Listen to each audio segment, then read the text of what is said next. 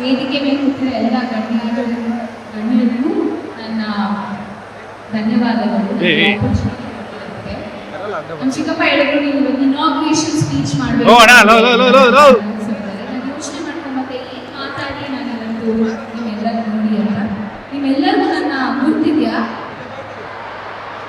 ಇದೆಯಾ? ಇಷ್ಟು ದಿವಸ ರೀಲಲ್ಲಿ ನೋಡ್ತಿದ್ವಿ, ಇವತ್ತು ನಿಜವಾಗ್ಲೂ ರಿಯಾಲಿಟಿನೋ ಒಂದೇನಾ ಅಂತ ಯೋಚನೆ ಮಾಡೋಕ್ಕೆ ಇವತ್ತು ಗೊತ್ತಿದ್ದೀರಾ ಅನಿಸುತ್ತೆ. ಇವತ್ತು ತುಂಬ ಒಳ್ಳೆ ಕಾರ್ಯಕ್ರಮ ನಡೀತಾರೆ, ಪ್ರತಿಭಾ ಪುರಸ್ಕಾರ.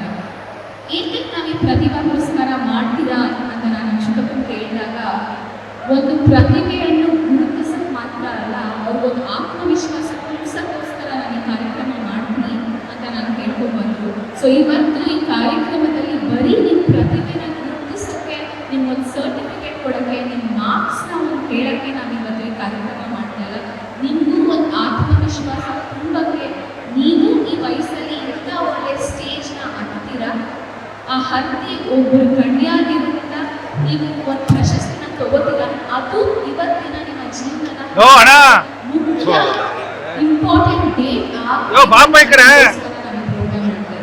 ನಿಮ್ಗೆಲ್ಲರೂ ಹೆಮ್ಮೆ ಇರಲಿ. ನಾನು ಮಕ್ಕಳಿಗಿಂತ ಮಾತಾಡೋಕ್ಕಿಂತ ಮುಂಚೆ ಫಸ್ಟ್ ನಿಮ್ಮ ತಂದೆ ತಾಯಿ ಜೊತೆ ಮಾತಾಡಬೇಕು. ಯಾಕೆ ಅಂದರೆ ಇವತ್ತು ನೀವು ಇವತ್ತು ಕೂತ್ಕೊಳ್ಳೋ ಕಾರಣ ಅವತ್ತು ಅವ್ರು ಪಟ್ಟಿರೋ ಕನಸು, ಅವ್ರು ಪಟ್ಟಿರೋ ಸ್ಯಾಕ್ರಿಫೈಸು.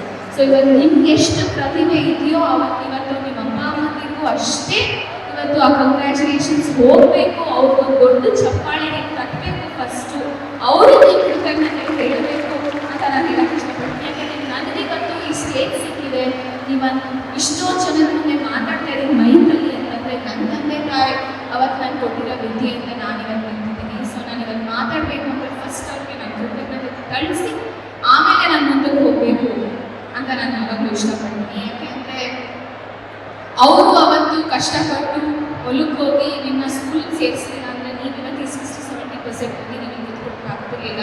ಯಾವಾಗಲೂ ಹೇಳ್ತಾರೆ ಮಾತೃ ದೇವೋಭವ ಪಿತೃ ದೇವೋಭವ ಅಂತ, ಅಮ್ಮ ಫಸ್ಟು ಅಪ್ಪ ನೆಕ್ಸ್ಟು ಅಂತ. ಸೊ ಫಸ್ಟ್ ನೀವು ಇವತ್ತು ಮನೆಗೆ ಹೋಗ್ಬಿಟ್ಟು ನೀವು ಯಾರನ್ನ ಕೇಳ್ಕೊತಿರೋ ಇಲ್ವೋ ನಿಮ್ಮ ಅಮ್ಮನಿಗೆ ಕಂಗ್ರ್ಯಾಚುಲೇಷನ್ಸ್ ಹೇಳಿ, ಆಮೇಲೆ ನಿಮ್ಮ ಅಪ್ಪನಿಗೆ ಕಂಗ್ರ್ಯಾಚುಲೇಷನ್ಸ್ ಹೇಳಿ ಅಂತ ಅವ್ರು ಹೇಳಿ ನಿಮ್ಮಿಂದ ನಾನು ಇವತ್ತು ನಿಂತಿದ್ದೀನಿ ಅಂತ. ಇವತ್ತು ಪ್ರತಿಭಾ ಪುರಸ್ಕಾರದಲ್ಲಿ ನೀವು ಏನು ಮಾಡಬೇಕು ಅಂತಂದರೆ, ನೀವು ನಿಮ್ಮ ಅಪ್ಪ ಅಮ್ಮನಿಗೋಸ್ಕರ ಹೆಮ್ಮೆ ಆಗಿರಬೇಕು, ನಿಮ್ಮ ಮನೆಯವರಿಗೆ ಹೆಮ್ಮೆ ಆಗಿರಬೇಕು, ನಿಮ್ಮ ಊರಿಗೆ ಇವತ್ತು ಹೆಮ್ಮೆ ಆಗಿರಬೇಕು. ಇರ್ತೀರಾ? ನಮ್ಮ ಅಪ್ಪ ಯಾವಾಗಲೂ ಒಂದು ಮಾತು ಹೇಳ್ತಿರ್ತಾರೆ ಮಗಳೇ, ದೇವರು ವರನೂ ಕೊಡಲ್ವಂತೆ ಶಾಪನೂ ಕೊಡಲ್ವಂತೆ, ಅವಕಾಶ ಮಾತ್ರ ಕೊಡ್ತಾರೆ ಅಂತ. ಇವತ್ತು ನಿಮಗೆ ಇದೊಂದು ಸಿಕ್ಕಿರೋ ಅವಕಾಶ, ಅದನ್ನು ಕರೆಕ್ಟಾಗಿ ಉಪಯೋಗಿಸ್ಕೊಳ್ಳಿ ಅಂತ ಹೇಳೋಕ್ಕೋಸ್ಕರ ನಾನು ಇವತ್ತು ಬಂದಿದ್ದೀನಿ. ಯಾಕೆ ಈ ಮಾತು ಹೇಳ್ತಾ ಇದ್ದೀನಿ ಅಂತಂದರೆ, ಇವತ್ತು ನಮ್ಮ ಭಾರತ, ನಮ್ಮ ದೇಶ ತುಂಬ ಮುಂದಕ್ಕೆ ಹೋಗ್ತಾ ಇದೆ ಅಂತ ತುಂಬ ಜನ ಹೇಳ್ತಾರೆ. ಹೌದೋ ಇಲ್ವೋ? ಒಬ್ಬೊಬ್ರು ಕನಸು ಅಂತ ತಿಳ್ಕೊತಾರೆ, ಒಬ್ಬರು ನಿಜವಾಗ್ಲೂ ಆಗುತ್ತಾ ಹೆಂಗೆ ಅಂತ ಯೋಚನೆ ಮಾಡ್ತಾರೆ. ಬಟ್ ನೀವೆಲ್ಲ ಮಕ್ಕಳು ಯೋಚನೆ ಮಾಡಬೇಕು, ಅಮೇರಿಕ ಯಾವಾಗ ಬೆಳೆದಿತ್ತು ಅಂದರೆ ಅಲ್ಲಿರೋ ಯುವಕರು ಅಲ್ಲಿಂದ ಹೆಚ್ಚಾಗಿದ್ದಾಗ, ಚೈನಾ ಯಾವಾಗ ಬೆಳೀತು ಅಂತಂದರೆ ಅಲ್ಲಿರೋ ಯುವಕರು ಜಾಸ್ತಿ ಪಾಪ್ಯುಲೇಷನ್ ಇದ್ದಾಗ, ಜಪಾನ್ ಯಾವಾಗ ಬೆಳೀತು ಅಂತಂದರೆ ಅಲ್ಲಿರೋ highest number of population ಯುವಕರಾಗಿದ್ದಾಗ.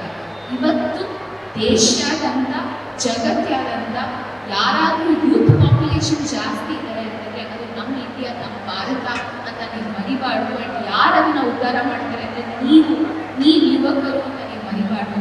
So ಎಂತಕ್ಕೆ ಯಂಗ್ ಅಂತ ಕರೆದರೆ, ನಾವು ಯಂಗ್ ಮಾಡಿಲ್ಲ ಅಂದರೆ ಯಾರು ಮಾಡ್ತಾರೆ ಅಂತ ನೀವು ಯೋಚನೆ ಮಾಡಬೇಕು. ಆ್ಯಂಡ್ ಇವತ್ತಿನ ಸಿಚುವೇಶನ್ ಹೆಂಗಿದೆ ಅಂತಂದರೆ ಎಲ್ಲನೂ ಟೆಕ್ನಾಲಜಿ ಆ್ಯಂಡ್ ಟ್ರಾನ್ಸಾಕ್ಷನ್ ಆಗೋಗಿದೆ. ಹೌದೋ ಇಲ್ವೋ? ಆ್ಯಂಡ್ ನಾನು ಒಂದು ವಿದ್ಯಾಸಂಸ್ಥೆ ನಡೆಸ್ತೀನಿ, ಬರೀ ಬೆಂಗಳೂರಲ್ಲೆಲ್ಲ ಕನಕಪುರದಲ್ಲೂ 2 ಸಂಸ್ಥೆ ನಡೆಸ್ತೀನಿ. ನಾನು ನಿನ್ನೆ ಎಲ್ಲ ಕಡೆ ಎಕ್ಸಿಬಿಷನ್ ನಡೀತಾ ಇದೆ, ಸೈನ್ಸ್ ಎಕ್ಸಿಬಿಷನ್. ಅಲ್ಲಿ ಹೋದಾಗ ಎಷ್ಟೊಂದು ಜನ ಮಕ್ಕಳ ಜೊತೆ ಮಾತಾಡಿದಾಗ ಇವತ್ತು ಎಜುಕೇಷನ್ ಏನು ಆಗೋಗಿದೆ ಅಂತಂದರೆ, ನಾವು ಯಾವ ಥರ ಉತ್ತರ ಕೊಡ್ತೀವಿ ಅನ್ನೋದು ಮುಖ್ಯ ಆಗಿಲ್ಲ, ನಾವು ಯಾವ ಥರ ಪ್ರಶ್ನೆ ಕೇಳ್ತೀವಿ ಅನ್ನೋದು ತುಂಬ ಮುಖ್ಯ ಆಗಿದೆ. ನೀವು ಕರೆಕ್ಟಾಗಿರೋ ಪ್ರಶ್ನೆ ಕೇಳಿದ್ರೆ ನಿಮಗೆ ಆ ಥರ ಉತ್ತರ ಸಿಗುತ್ತೆ. ಹೌದಾ ಇಲ್ವೋ? ಇವತ್ತು AI ಜನ್ರೇಷನಲ್ಲಿ ನೀವು ನಿಮ್ಮನ್ನು ಪ್ರಶ್ನೆ ಮಾಡ್ಕೊಳ್ಳಿಲ್ಲ ಅಂದರೆ, ನೀವು ನಿಮ್ಮ ಸೊಸೈಟಿಗೆ ಪ್ರಶ್ನೆ ಮಾಡಿಲ್ಲ ಅಂದರೆ, ನೀವು ನಿಮ್ಮ ಶಿಕ್ಷಕರಿಗೆ ಕರೆಕ್ಟಾಗಿರೋ ಕ್ವಶನ್ ಕೇಳಿಲ್ಲ ಅಂದರೆ ನಿಮಗೆ ಉತ್ತರ ಸಿಗಲ್ಲ. ಸೊ ಪ್ರಶ್ನೆ ಮಾಡೋದು ಉತ್ತರ ಕೊಡೋದಕ್ಕಿಂತ ತುಂಬ ಮುಖ್ಯ ಆಗಿದೆ ಇವತ್ತು ಅಂತ ನಾನು ಹೇಳಕ್ಕೆ ಇಷ್ಟಪಡ್ತೀನಿ. ಸೊ ಒಳ್ಳೆ ಪ್ರಶ್ನೆಗಳನ್ನು ಕೇಳಿ. And education is not about marks or degrees. ನಾನಿವತ್ತು ಒಂದು ಡಿಗ್ರಿ ತೊಗೊಂಡೆ ಅಂತ ನಾನು ನಿಮ್ಮ ಮುಂದೆ ನಿಂತಿಲ್ಲ, ಅವ್ರು ಒಳ್ಳೆ ಮಾರ್ಕ್ಸ್ ತೊಗೊಂಡಾಗಿದ್ದೀನಿ ಅಂತ ನಿಮ್ಮ ಮುಂದೆ ನಿಂತಿಲ್ಲ. Education is about having a clarity of thought. ನಮಗೆ ಗೊತ್ತಿರೋದನ್ನ ನಾವು ಎಷ್ಟು ಚೆನ್ನಾಗಿ ಇನ್ನೊಬ್ಬರಿಗೆ ಹೇಳ್ಬೋದು ಸಿಂಪಲ್ ಆಗಿ ಅನ್ನೋದು ತುಂಬ ಮುಖ್ಯ ಆಗುತ್ತೆ. That is education. ಹೌದೋ ಇಲ್ವೋ ನಿಮ್ಮನ್ನ ಏನು ಪ್ರಶ್ನೆ ಮಾಡ್ತೀವಿ ಅಂತಂದರೆ what is the clarity of the thought is the first order education.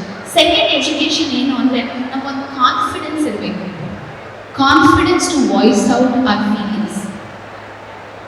ನಾನು ಯಾವಾಗಲೂ ಹೇಳ್ತಿರ್ತೀನಿ, ಆತ್ಮವಿಶ್ವಾಸ ಕಾನ್ಫಿಡೆನ್ಸ್ ನಮಗೆ ನಾವು ಕೊಡ್ಕೊಳ್ಳೋದಲ್ಲ, ಬೇರೆಯವ್ರು ನಮಗೆ ಕೊಡೋದು ಅಂತ. ಯಾಕೆಂದರೆ ಒಬ್ಬರು ನೀವೇನಾದರೂ ಒಂದು ಕೆಲಸ ಮಾಡಿ ನೀನು ಚೆನ್ನಾಗಿ ಮಾಡಿದೆ ಅಂತ ಹೇಳ್ತೀರಿ, ನಿನ್ನ ಕಾನ್ಫಿಡೆನ್ಸ್ ಜಾಸ್ತಿ ಆಗುತ್ತೆ. ಹೌದೋ ಇಲ್ವೋ?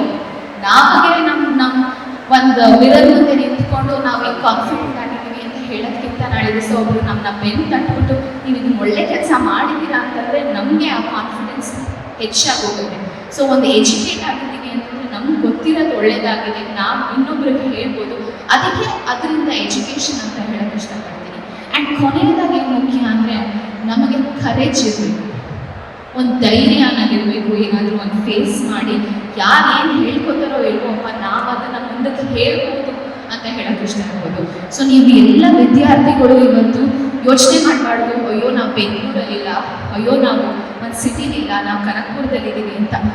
ಎಲ್ಲಿದ್ದೀವೋ ಇಲ್ವೋ ನಮಗೆ ಗೊತ್ತಿರೋ ವಿಷಯನ ನಾವು ಕ್ಲಾರಿಟಿಯಾಗಿ ಇನ್ನೊಬ್ರಿಗೆ ಹೇಳ್ಕೊಂಡು ನಮಗೆ ನಾವು ಕಾನ್ಫಿಡೆನ್ಸ್ ಕೊಡ್ಕೊಂಡು ಆ್ಯಂಡ್ ನಮಗೆ ಕರೇಜ್ ಇಟ್ಕೊಂಡು ನಾವು ಒಂದು ಚೇಂಜ್ನ ಕ್ರಿಯೇಟ್ ಮಾಡಬೇಕು ಅಂತಂದರೆ ದ್ಯಾಟ್ ಈಸ್ ರಿಯಲ್ ಎಜುಕೇಷನ್. ಆ ವಿದ್ಯೆನ ಕಲ್ತ್ಕೊಳ್ಳಿ ನೀವು ಇವತ್ತು ಅಂತ ನಾನು ಹೇಳೋಕ್ಕೆ ಇಷ್ಟಪಡ್ತೀನಿ. ಯಾಕೆಂದರೆ ವಿದ್ಯೆ ಇದ್ರೇ ವಿನಯ ಬೆಳೆಯೋದು.